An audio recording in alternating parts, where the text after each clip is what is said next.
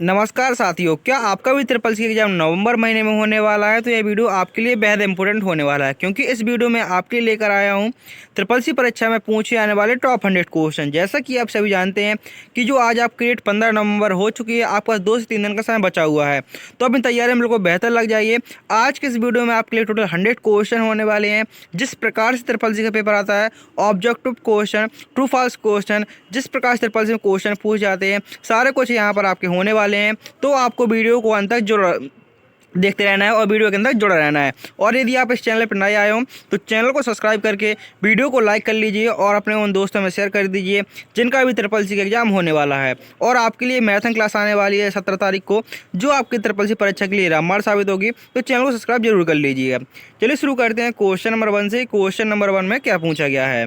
Question number 1 पूछा गया है, इंस्टाग्राम की शुरुआत कब हुई थी? जो इंस्टाग्राम है, आखिर इसकी शुरुआत कब हुई थी? तो इंस्टाग्राम की शुरुआत सन 2010 ईस्वी में हुई। इंस्टाग्राम की शुरुआत कब हुई?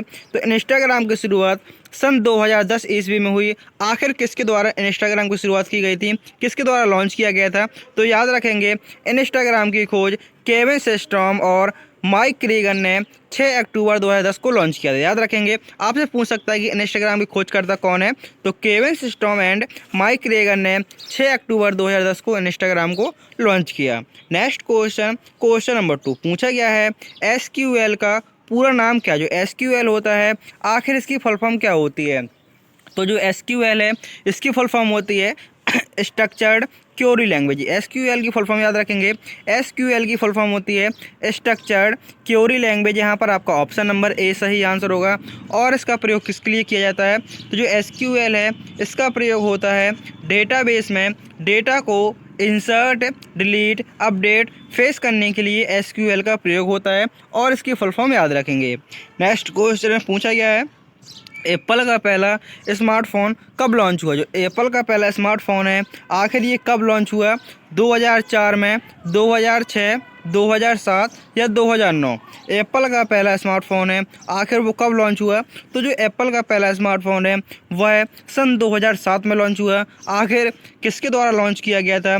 तो वो आपका स्टीव जॉब्स ने 9 जनवरी 2007 को इसको लॉन्च किया। नेक्स्ट क्वेश्चन, क्वेश्चन नंबर 4 पूछा गया है, कंप्यूटर शब्द का पहला प्रयोग किसने किया? जो कंप्यूटर शब्द का पहला प्रयोग आखिर किसके द्वारा किया गया था? तो जो कंप्यूटर शब्द का पहला प्रयोग वो किया गया था जे एच स्मिथ द्वारा। ऑप्शन नंबर बी आपका यहाँ पर सही आंसर होगा। यहाँ पर आप देख सकते हैं, सबसे पहले कंप्यूटर शब्द मानव गणना करने वाले व्यक्ति के लिए प्रयोग हुआ था। नेक्स्ट क्वेश्चन में पूछा गया है, एनिएक। एनिएक कब बनाया? जो एनिएक कंप्यूटर है, ये आपका पहला इलेक्ट्रॉनिक कंप्यूटर है। आखिर इसको कब बनाया गया था? तो याद रखेंगे, जो एनिक कंप्यूटर है, इसको बनाया गया था सन 1946 ईस्वी में। आखिर इसकी फुल फॉर्म क्या होती है एनिक की? तो एनिक की फुल फॉर्म होती है electronic numerical integrator and computer. ये इसकी फुल फॉर्म होती है। और यह क्या है? यह आपका एक इलेक्ट्रॉनिक कंप्यूटर है। और इसका आविष्कार किसके द्वारा किया गया था? जो एनिक कंप्यूटर है, इसका आविष्कार जॉन मॉचली और जे प्रेस्पर एकर्ट के द्वारा इसको विकसित किया गया था। अगले क्वेश्चन में पूछा गया है, जावा का उद्देश्य क्या है? जो जावा है, आखिर इसका उद्देश्य क्या है? आखिर जावा का आविष्कार किसके द्वारा किया गया था? तो जावा है आपकी ये प्लेटफॉर्म इंडिपेंडेंट प्रोग्राम बनाना है। और इसका आविष्कार जेम्स रोसेल द्वारा किया गया था। याद रखेंगे, जो जावा है, इसका आविष्कार किसके द्वारा किया गया था? तो जावा का आविष्कार जेम्स रोसेल द्वारा किया गया था। अगले क्वेश्चन में पूछा गया है, पहला प्रोग्रामेबल कंप्यूटर कौन सा था? जो पहला प्रोग्रामेबल कंप्यूटर था, आखिर वो कौन सा था? जो पहला प्रोग्रामेबल कंप्यूटर था, वो था आपका Z3। याद रखेंगे, पहला प्रोग्रामेबल कंप्यूटर कौन सा था?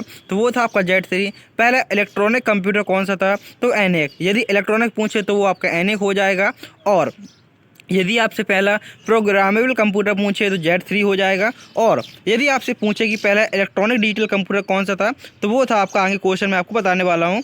नेक्स्ट क्वेश्चन में पूछा गया है, माइक्रो प्रोसेसर का आविष्कार कब हुआ था? जो माइक्रो प्रोसेसर है, आखिर इसका आविष्कार कब हुआ था?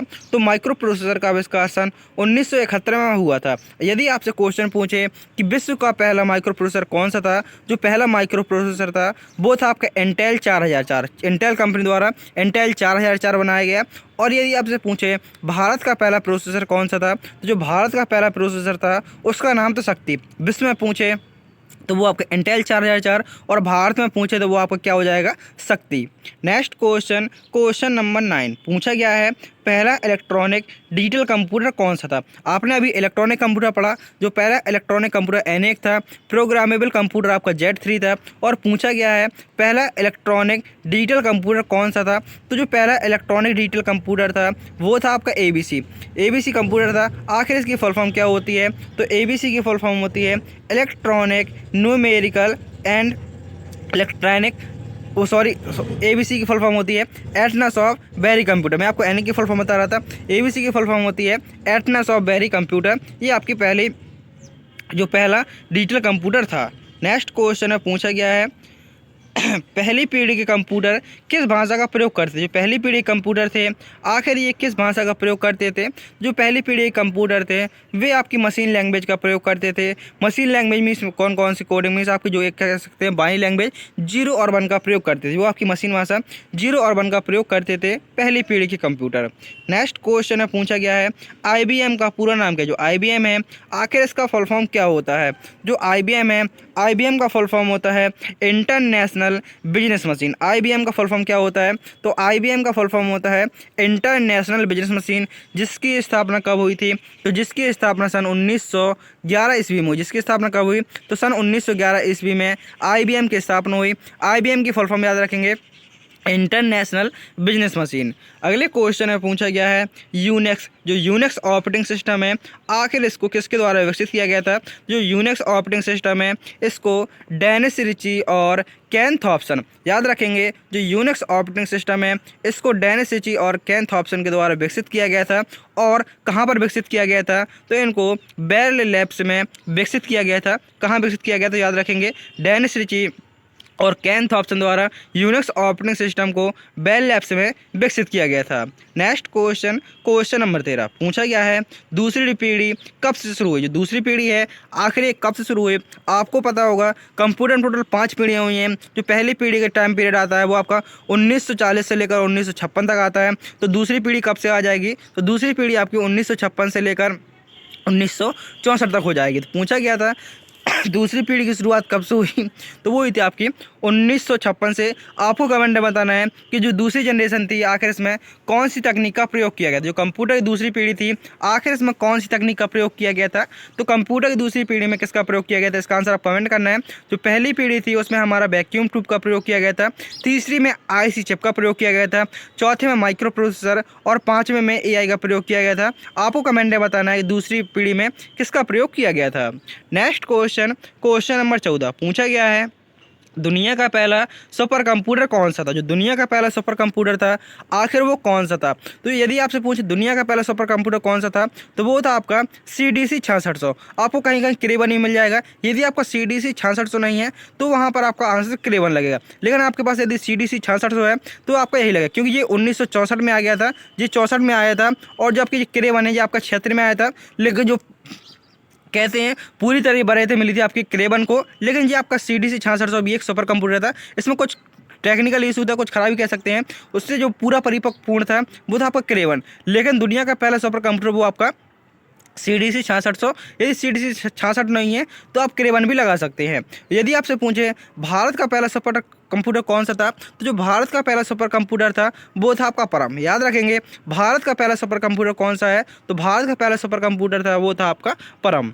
नेक्स्ट क्वेश्चन पूछा गया है भारत का पहला सुपर कंप्यूटर, तो ये क्वेश्चन भी आ चुका है। भारत का जो पहला सुपर कंप्यूटर था वो था आपका परम, जिसका आविष्कार विजय भाटकर पांडुरंग द्वारा किया गया था। याद रखेंगे जो परम सुपर कंप्यूटर है इसका आविष्कार विजय भाटकर पांडुरंग द्वारा सन 1991 ईस्वी में किया गया था। कब किया गया था, तो सन 1991 ईस्वी में विजय भाटकर द्वारा परम सुपर कंप्यूटर का आविष्कार किया गया था। और यदि आपसे पूछे भारत में कंप्यूटर का आविष्कार, तो रंगास्वामी नरसिम्हा। और आपको कमेंट में बताना है आखिर कंप्यूटर का आविष्कार विश्व में किसके द्वारा किया गया था।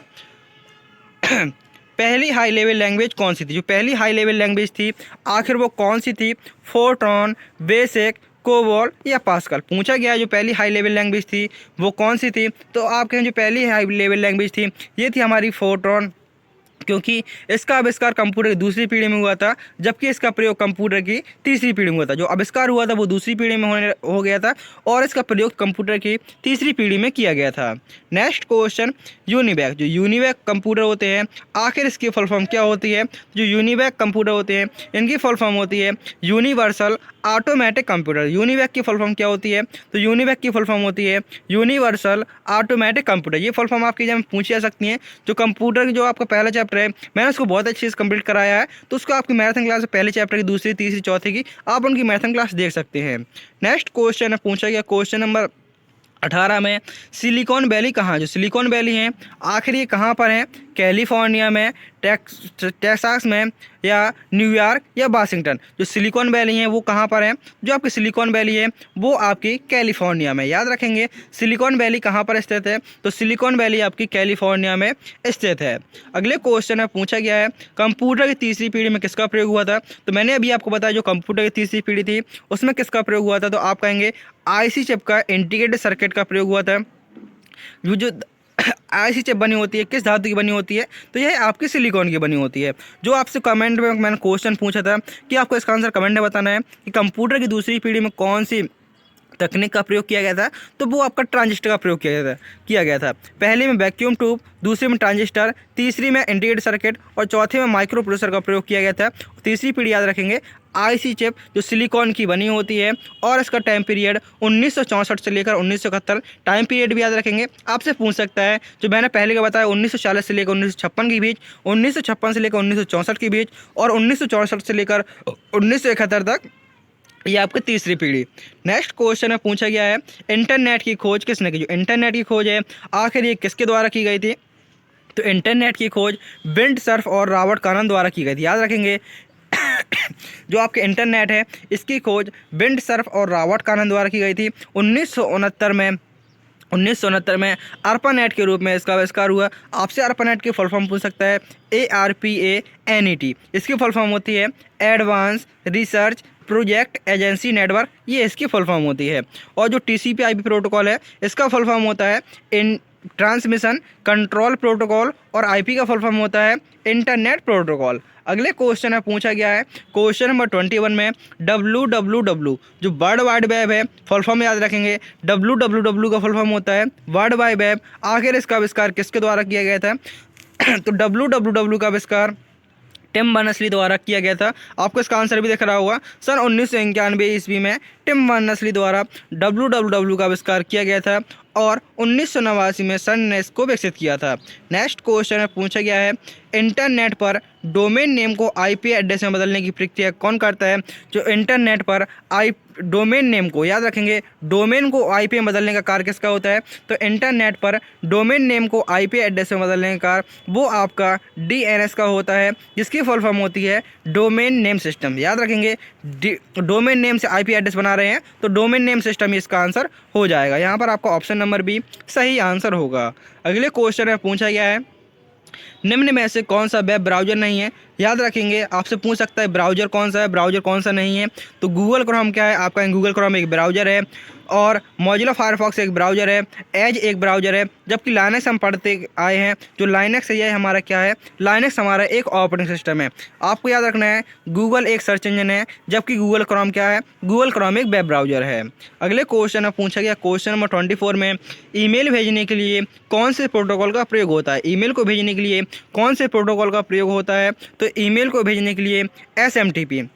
याद रखेंगे ईमेल को भेजने के लिए SMTP प्रोटोकॉल का प्रयोग होता है, जिसकी फुल फॉर्म होती है simple mail transfer protocol. SMTP की फुल फॉर्म क्या होती है? तो SMTP की फुल फॉर्म होती है simple mail transfer protocol. Email को प्राप्त करने के लिए किसका प्रयोग होता है? तो ईमेल को प्राप्त करने के लिए POP3 और IMAP दोनों का प्रयोग होता है। यदि आप अपने मोबाइल में उसको स्टोर करना चाहते हैं तो उसके लिए आपको POP3 का प्रयोग होता है और सर्वर पर स्टोर करने के लिए IMAP का प्रयोग होता है। याद रखेंगे भेजने के लिए SMTP और प्राप्त करने के लिए POP3 और IMAP का प्रयोग होता है।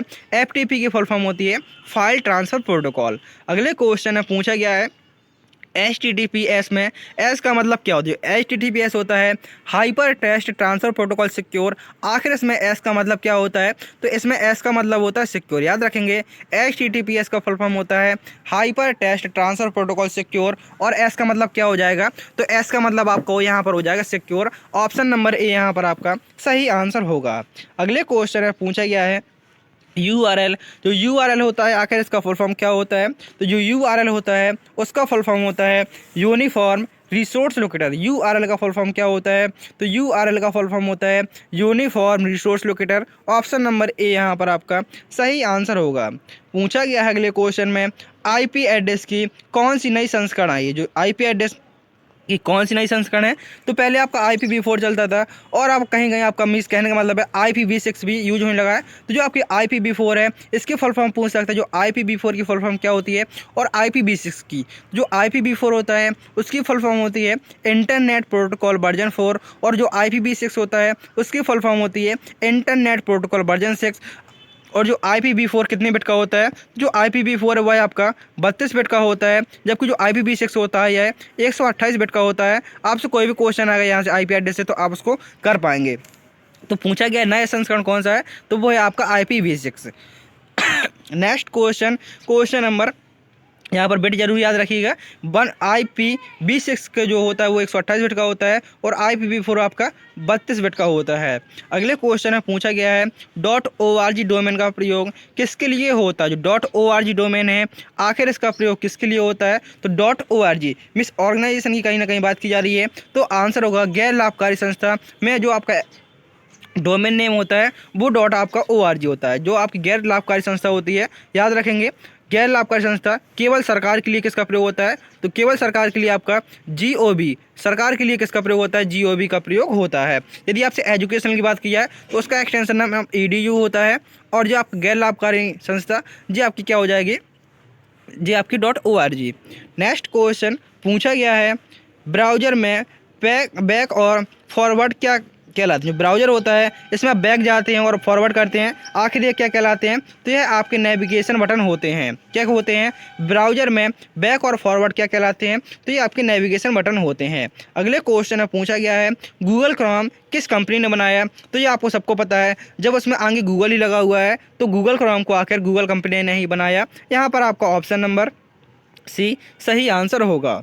नेक्स्ट क्वेश्चन में पूछा गया है, इसको गूगल क्रोम को पूछ सकता है गूगल क्रोम कब लॉन्च किया गया था? तो गूगल क्रोम को सन 2008 ईस्वी में लॉन्च हुआ था ये।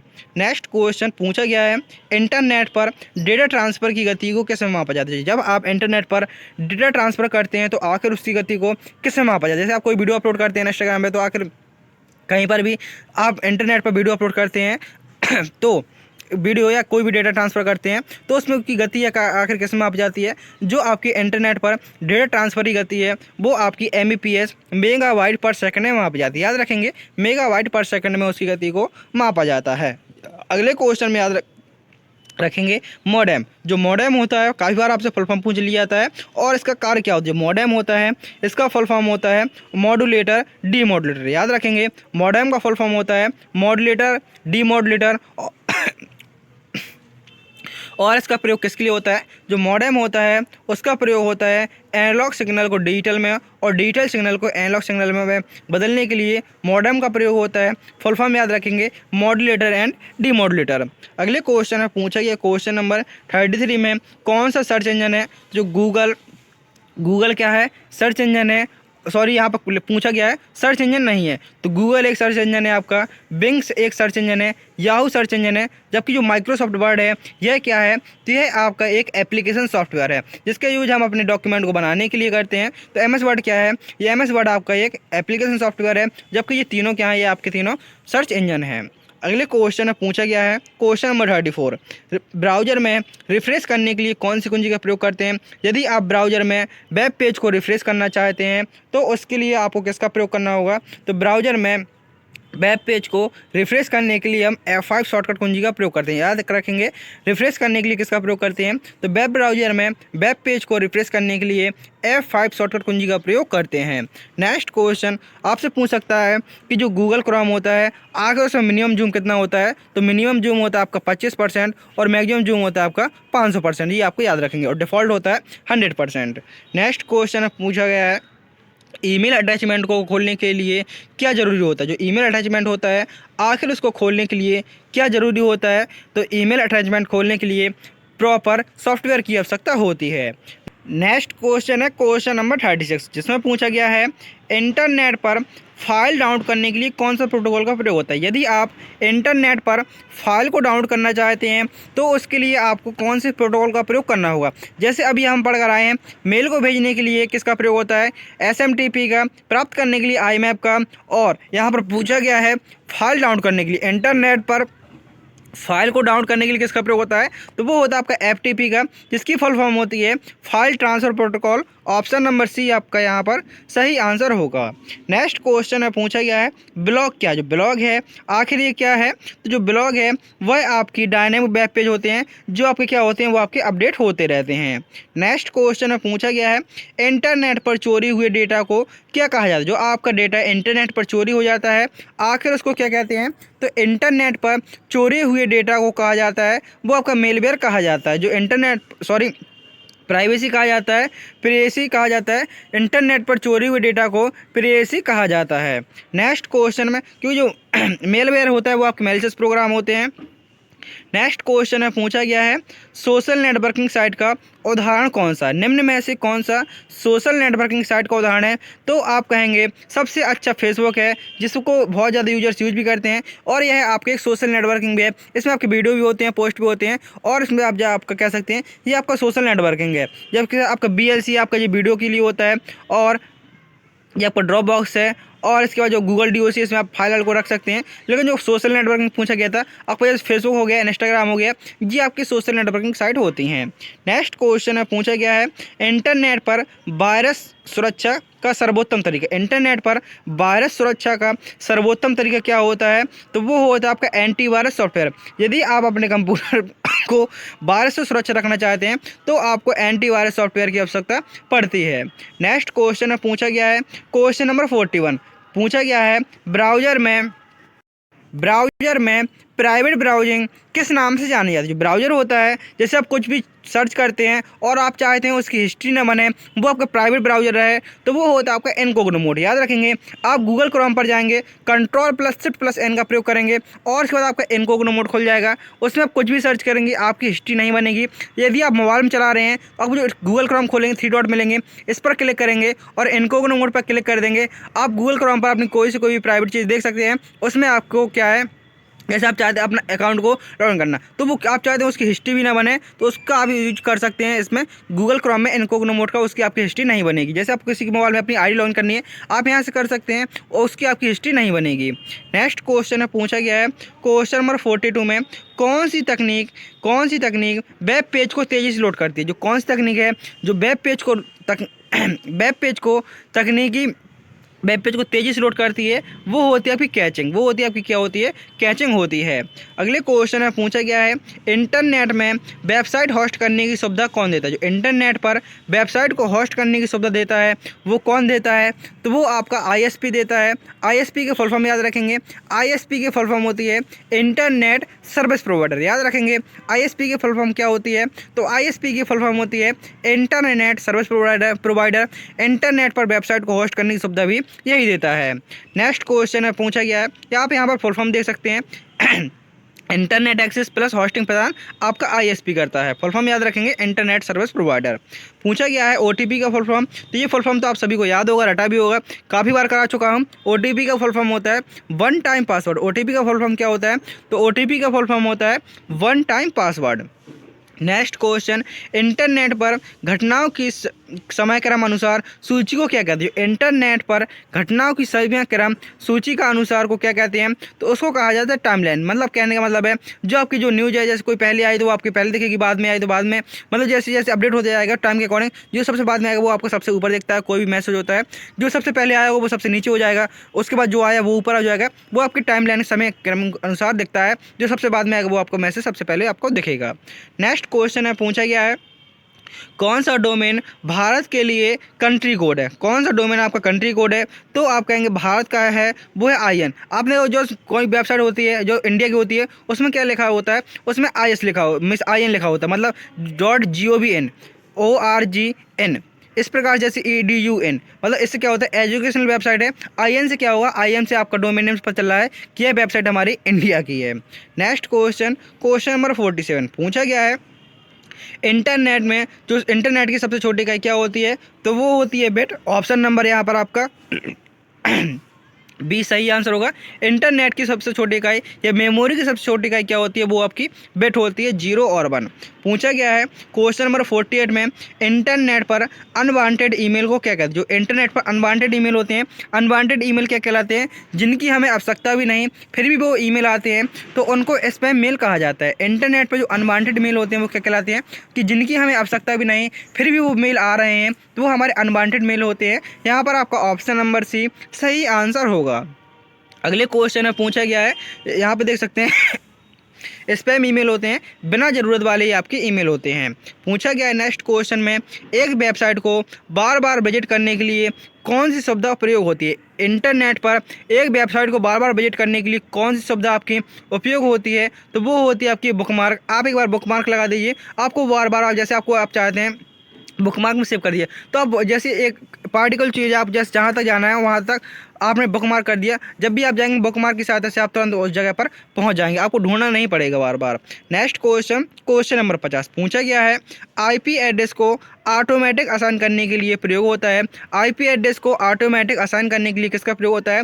तो IP एड्रेस को ऑटोमेटिक असाइन करने के लिए आपका DHCP का प्रयोग होता है। किसका प्रयोग होता है? DHCP का प्रयोग होता है।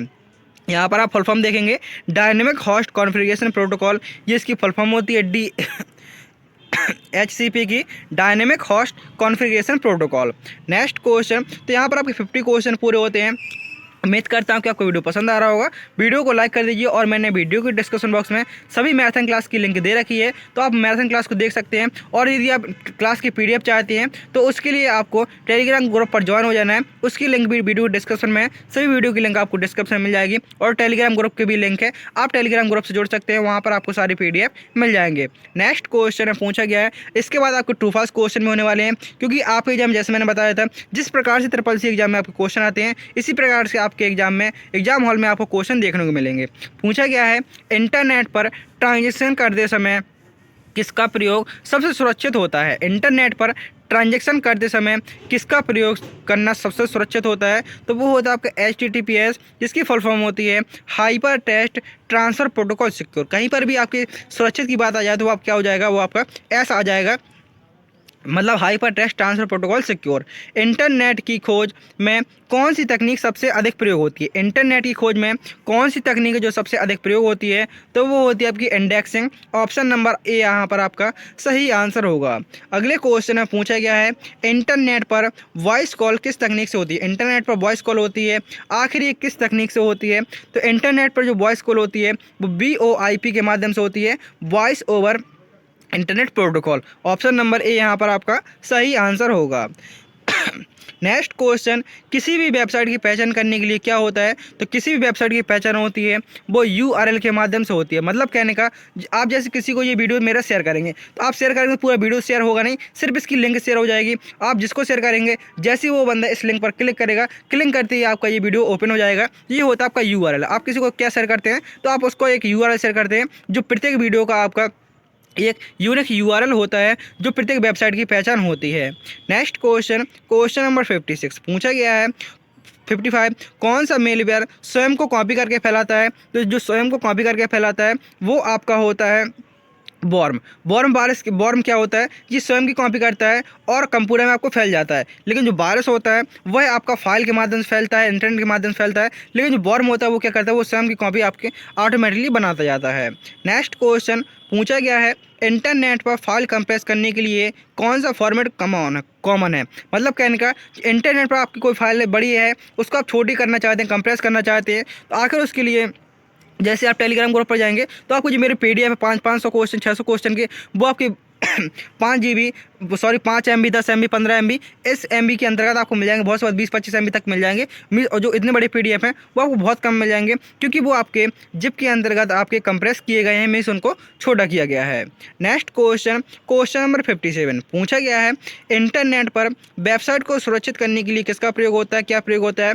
तो इंटरनेट पर वेबसाइट को सुरक्षित करने के लिए आपका SSL certificate, secured socket layer certificate का प्रयोग होता है। ऑप्शन नंबर ए यहाँ पर आपका सही आंसर होगा। नेक्स्ट क्वेश्चन है पूछा गया है क्वेश्चन नंबर 58 में, सोशल मीडिया पर फेक अकाउंट का पता लगाने के लिए कौन सी प्रक्रिया है। जो सोशल मीडिया पर फेक अकाउंट पता लगाने की प्रक्रिया कौन सी होती है, तो वो होती है आपकी वेरिफिकेशन। ऑप्शन नंबर ए यहाँ पर आपका सही आंसर होगा। नेक्स्ट क्वेश्चन नंबर 59 पूछा गया है, इंटरनेट पर डेटा को छोटे छोटे हिस्सों में भेजा जाता है, इन्हें क्या कहते हैं। इंटरनेट पर जो डेटा है उसको छोटे छोटे पैकेट में भेजा जाता है, भी छोटे छोटे भागों में भेजा जाता है, उनको क्या कहते हैं, उनको पैकेट कहते हैं। क्या कहते हैं, उनको पैकेट कहते हैं। इंटरनेट पर जो डेटा को छोटे छोटे भागों में भेजा जाता है वो आपका पैकेट कहलाता है। नेक्स्ट क्वेश्चन नंबर 60 पूछा गया है, इंटरनेट की शुरुआत किस वर्ष से हुई मानी जाती है। तो वो मानी जाती है आपकी सन 1969 से। याद रखेंगे 1969 से मानी जाती है। किसके रूप में, तो ARPANET के रूप में इसकी शुरुआत हुई। ARPANET का फुल फॉर्म होता है advance research project agency network. तो यहाँ पर आपको जो 60 क्वेश्चन थे ऑब्जेक्ट, वो यहाँ पर आपके कंप्लीट होते हैं। यहाँ से आपके ट्रू फॉल्स क्वेश्चन है, क्योंकि आपके एग्जाम में 60 से 65 क्वेश्चन ऑब्जेक्टिव आते हैं और 35 से 40 क्वेश्चन होते हैं वो ट्रू फॉल्स के आते हैं। तो आपको वीडियो के अंत में जरूर बताना है कि टोटल आपने 100 क्वेश्चनों में से कितने क्वेश्चनों के आंसर सही दिए हैं। क्वेश्चन नंबर 61 पूछा गया है, कंप्यूटर एक इलेक्ट्रॉनिक मशीन है जो डेटा को प्रोसेस करके सूचना बनाता है। तो आप कहेंगे बिल्कुल सही है। कंप्यूटर क्या है, कंप्यूटर एक इलेक्ट्रॉनिक मशीन है जो डेटा को प्रोसेस करके सूचना में उसको कन्वर्ट करता है। तो यहाँ पर आपका आंसर क्या हो जाएगा तो यहाँ पर आपका आंसर हो जाएगा ट्रू। नेक्स्ट क्वेश्चन नंबर 62 जिसमें पूछा गया क्वेश्चन नंबर 62 में, रैम एक स्थायी मेमोरी होती है। जो रैम है, क्या यह एक स्थायी मेमोरी होती है जो डेटा को हमें स्टोर करती है। तो आप कहें फॉल्स, क्योंकि जो रैम होती है वह हमारी अस्थायी मेमोरी होती है। इसमें आपका डेटा तब तक रहता है जब तक आपकी लाइट रहती है। लाइट की जाने के बाद आपका डेटा भी इसमें हट जाता है। तो रैम किस प्रकार की मेमोरी होती है, यह अस्थायी मेमोरी होती है, ना कि स्थायी। नेक्स्ट क्वेश्चन, तो यहाँ पर आपका आंसर क्या होगा, फॉल्स।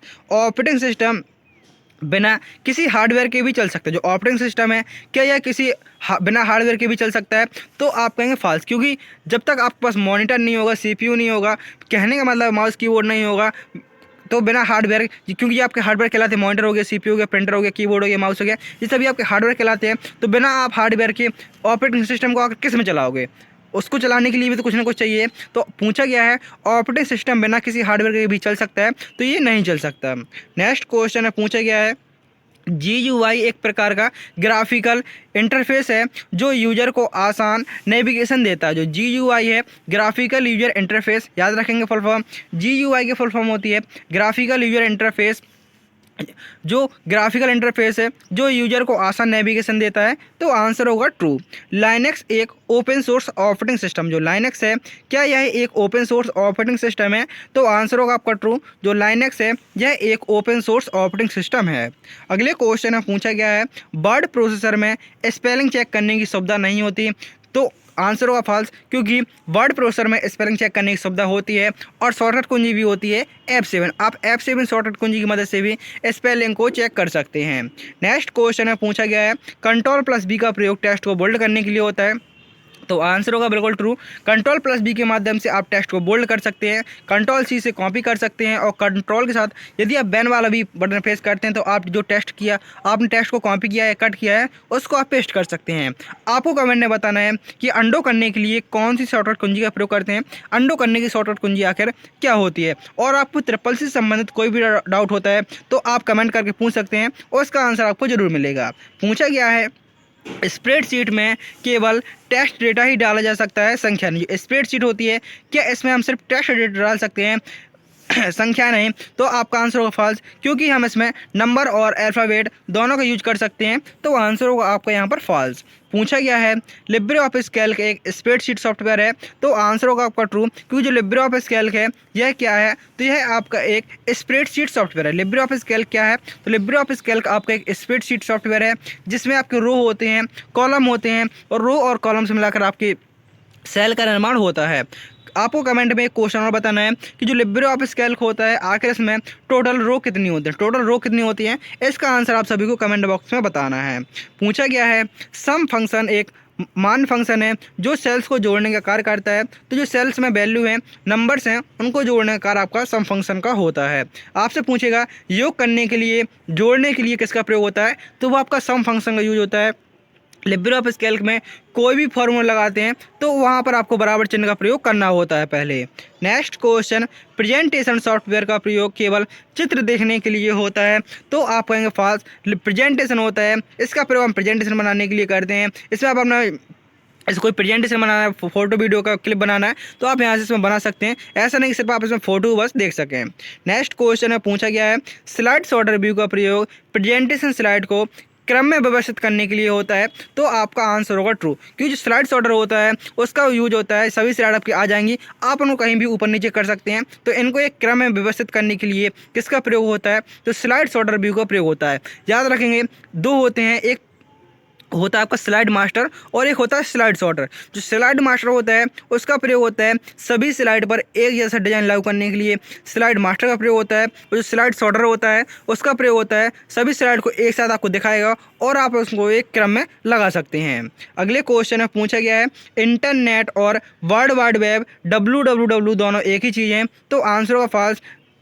WWW अलग है और इंटरनेट अलग है।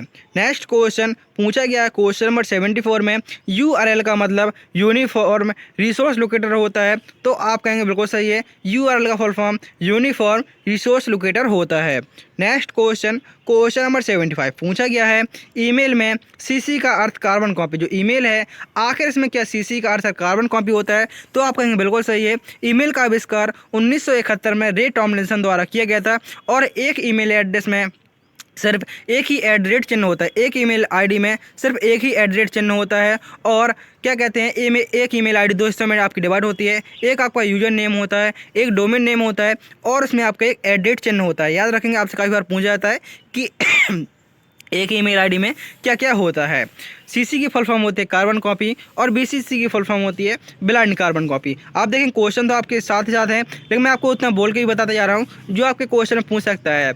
BCC में डाले गए यूजर अन्य रिसीवर को दिखाई नहीं देते, तो आंसर होगा ट्रू। मतलब कहने का है यदि आप किसी को मेल, जैसे आपने एक मेल है 10 लोगों को सिलेक्ट किया और आप उनको भेजना चाहते हैं, आपने 10 लोगों को भेजा CC के माध्यम से। यदि आप CC के माध्यम से भेजेंगे तो सबको पता चल जाएगा कि यह मेल किसको किसको भेजा गया है। यदि आप BCC के माध्यम से भेजेंगे तो किसी को ये पता नहीं चलेगा कि ये मेल मेरे अलावा किसको भेजा गया है। जैसे आपके स्पैम मेल होते हैं, आपको लगता है सिर्फ यह मेल मेरे पास आया है, ऐसा नहीं होता है। ये मेल बहुत लोगों के पास भेजा जाता है, लेकिन वो BCC के माध्यम से भेजते हैं, जिससे हमें पता नहीं चलता कि आखिर ये मेल और कितने लोगों के पास भी भेजा गया है। पूछा गया है साइबर अपराध केवल पासवर्ड चोरी तक ही सीमित। जो साइबर अपराध है क्या यह केवल पासवर्ड चोरी तक ही सीमित है, तो आप कहेंगे फॉल्स।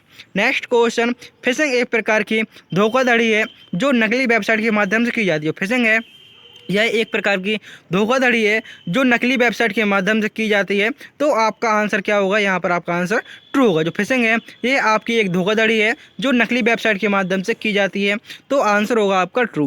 नेक्स्ट क्वेश्चन है पूछा गया है 2 फैक्टर ऑथेंटिकेशन। जो 2 फैक्टर ऑथेंटिकेशन है यह साइबर सुरक्षा को मजबूत बनाने का उपाय है, तो आंसर होगा ट्रू। मतलब कहने का ये 2 फैक्टर होता है, मतलब इसका क्या है, इसका मतलब ये होता है जैसे आपने कोई चीज़, आपने आईडी पासवर्ड बनाया, तो आपकी जैसे किसी को आपकी आईडी पता चल गई, पासवर्ड पता चल गया, लेकिन आपने 2 फैक्टर ऑथेंटिकेशन लगाया है, तो आपकी मोबाइल में एक कोड आएगा, OTP आएगा या वेरिफिकेशन कोड आएगा। जब तक आपको वो पता चल जाएगा तब तक आपका क्या है वो लॉगिन नहीं होगा। ये होता है आपका 2 factor authentication. Next question number 80 पूछा गया है UPI भुगतान के लिए इंटरनेट की आवश्यकता क्यों होती है। जो UPI भुगतान के लिए इंटरनेट की आवश्यकता नहीं होती है, सॉरी पूछा गया UPI के लिए इंटरनेट की आवश्यकता नहीं होती, आप कहेंगे फॉल्स। बिना इंटरनेट के हमारा UPI कार्य ही नहीं करेगा। Next question number 81। IMPS सेवा केवल ऑफिस समय में उपलब्ध होती है। जो IMPS सेवा है, क्या यह केवल ऑफिस समय में उपलब्ध होती है? तो आंसर होगा आपका यहाँ पर फॉल्स। याद रखेंगे, ट्रू फॉल्स भी आपके एग्जाम में 35 से 40 या 30 से 35 क्वेश्चन आपको देखने को मिलेंगे। डिजी लॉकर का प्रयोग दस्तावेज को ऑनलाइन स्टोर करने के लिए होता है। तो आपका आंसर होगा ट्रू। जो डिजी लॉकर है, इसका प्रयोग ऑनलाइन दस्तावेज को स्टोर करने के लिए होता है। अगले क्वेश्चन में पूछा गया है, ई गवर्नेंस में G2C का अर्थ गवर्नमेंट टू सिटीजन होता है। तो आंसर होगा ट्रू। जो G2C होता है, उसका फुल फॉर्म होता है गवर्नमेंट टू सिटीजन। तो आंसर होगा आपका यहाँ पर ट्रू। नेक्स्ट क्वेश्चन, CSC का full form common service centre होता है। जो CSC होता है, इसका फुल फॉर्म होता है कॉमन सर्विस सेंटर, केवल शहरी क्षेत्र में होता है। तो आंसर होगा फॉल्स। जो CSC होता है आपका शहरी ग्रामीण दोनों क्षेत्रों में होता है, मीन्स कह सकते हैं सार्वजनिक होता है। पूछा गया अगले क्वेश्चन में, डिजिटल इंडिया का एक उद्देश्य नागरिकों को इलेक्ट्रॉनिक सेवाएं प्रदान करना है, ये इलेक्ट्रॉनिक सेवाएं देना है। तो आंसर होगा ट्रू। जो आपका डिजिटल इंडिया है, इसका उद्देश्य नागरिकों को डिजिटल सेवाएं प्रदान करना है। नेक्स्ट क्वेश्चन नंबर 86 पूछा गया है, MOOC प्लेटफॉर्म केवल विदेशी छात्र ही प्रयोग कर सकते हैं। जो MOOC है प्लेटफॉर्म, ये आपका एक शिक्षा प्लेटफॉर्म है, क्या इसको सिर्फ विदेशी ही यूज कर सकते हैं? तो आपका आंसर होगा फॉल्स। इसको क्या हम इंडियन भी यूज कर सकते हैं। अगले क्वेश्चन में पूछा गया है, ई लर्निंग में जो SWAYAM पोर्टल है, भारत सरकार की एक पहल है। जो ई लर्निंग है, आपसे सीधे पूछेगा SWAYAM पोर्टल है, आखिर एक किस योजना मिस किसकी पहल है? तो यह आपकी एक ई लर्निंग की पहल है। तो आपका आंसर होगा ट्रू, और यह भारत सरकार की एक पहल के रूप में जानी जाती है। पूछा गया है अगले क्वेश्चन में, कंप्यूटर नेटवर्किंग में हब एक सक्रिय डिवाइस, जो हब है, क्या यह एक सक्रिय डिवाइस है?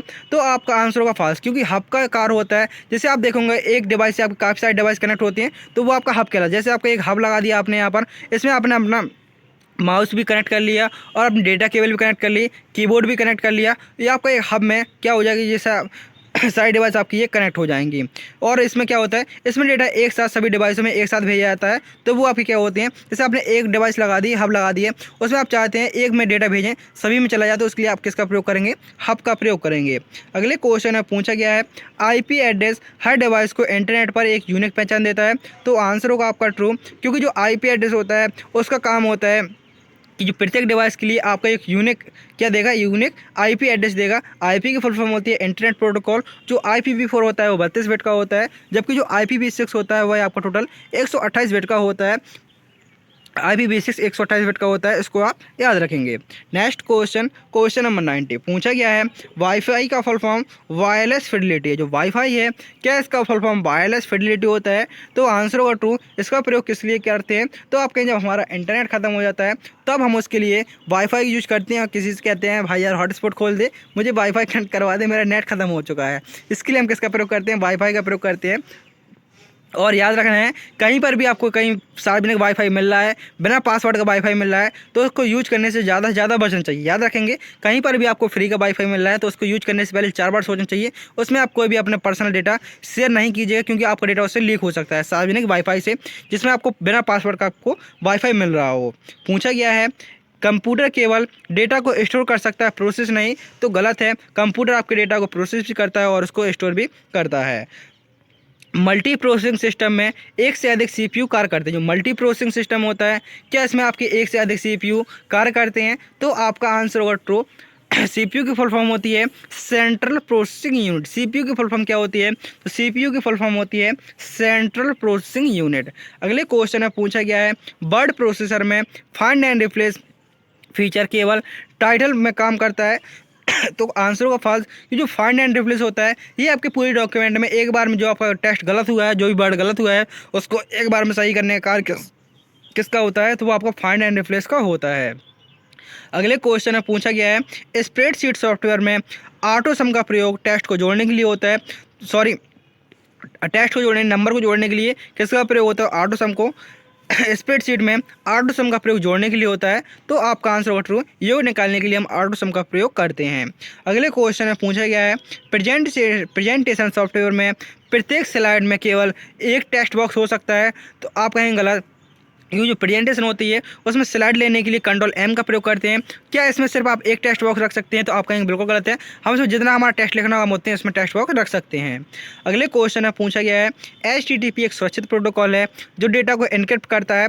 तो आंसर होगा फॉल्स, क्योंकि यदि यहीं पर लगा होता HTTPS लिखा होता तो वो आपका सिक्योर हो जाता, लेकिन यहाँ पर एस नहीं लगा हुआ है और कहा गया सुरक्षित है, तो ये नहीं है। नेक्स्ट क्वेश्चन नंबर 97 पूछा गया है साइबर सुरक्षा में फिशिंग एक प्रकार का साइबर हमला है। जो फिशिंग है क्या यह एक प्रकार का साइबर हमला है? तो आंसर होगा आपका यहाँ पर ट्रू। नेक्स्ट क्वेश्चन में पूछा गया है IMPS सेवा 24/7 मतलब क्या है 24 घंटे 7 दिन उपलब्ध होती है। तो आंसर होगा आपका ट्रू। डिजिटल भुगतान में जो आपकी IMPS सेवा है इमीडिएट पेमेंट सिस्टम सेवा, ये आपकी 24/7 आपकी उपलब्ध होती है। तो आंसर होगा आपका true. Next question e governance का मुख्य उद्देश्य केवल दस्तावेज को स्कैन करना है। जो ई गवर्नेंस है इसका उद्देश्य केवल दस्तावेज को स्कैन करना है। तो आंसर होगा गलत। नेक्स्ट क्वेश्चन नंबर 100 जिसमें पूछा गया है ई लर्निंग शिक्षा का एक ऐसा तरीका जो केवल ऑफलाइन क्लासरूम तक सीमित है। तो आप कहेंगे गलत है, क्योंकि आप मेरी क्लास देख पा रहे हैं, अपने घर बैठे देख पा रहे हैं, ना तो आपको मेरे पास पढ़ने के लिए आना पड़ रहा है। आप जहां से ये वीडियो देख पा रहे हैं कमेंट में ज़रूर बताएं कि आप यह वीडियो कहां से देख पा रहे हैं। मैं हूं उत्तर प्रदेश बुंदेलखंड महोबा से हूँ और आप यह वीडियो कहाँ से देख पा रहे होंगे कमेंट बॉक्स में ज़रूर बताएं। मिलते हैं नेक्स्ट वीडियो में। थैंक यू, टेक केयर, जय हिंद, जय भारत। तो लगे रहिए अपनी तैयारी में, आपका पेपर बहुत अच्छा होगा। अपने से भरोसा कीजिए, पहले खुद से विश्वास रखना पड़ेगा कि हम इस पेपर को बहुत ही अच्छे से क्वालिफाई कर पाएंगे। उसके बाद ही आप, क्योंकि जब तक आप अपने खुद से भरोसा नहीं कर लेंगे कि हमसे ये पेपर निकल जाएगा, तब तक आप क्या है उस पेपर को क्वालिफाई नहीं कर सकते। खुद से भरोसा रखिए कि हमसे ये पेपर हो जाएगा और अपनी तैयारी में 100% लग जाइए, अपना 100% दीजिए। बकाया रिजल्ट फिर आपका जैसा होगा देखा जाएगा। अपने से ये उम्मीद ये नहीं होनी चाहिए कि हम थोड़ी और पढ़ लेते तो हमारे पास हो जाते। अपने से 100% दीजिए, जितनी आपकी तैयारी हो सके आप उससे अधिक कीजिए। अभी भी आपके पास 4 से 5 दिन का समय बचा हुआ है। मिस आपका एग्जाम कब है? 18 को है, 19 को है, 20 को है, 21 को है, किसी भी दिन आपका एग्जाम हो। आज आपकी डेट 15 तारीख है, अभी भी समय है, आप अपनी तैयारी कर सकते हैं। खुद से पहले भरोसा रखिए। मिलते हैं नेक्स्ट वीडियो में, जब तक के लिए thank you, take care, tata, bye bye.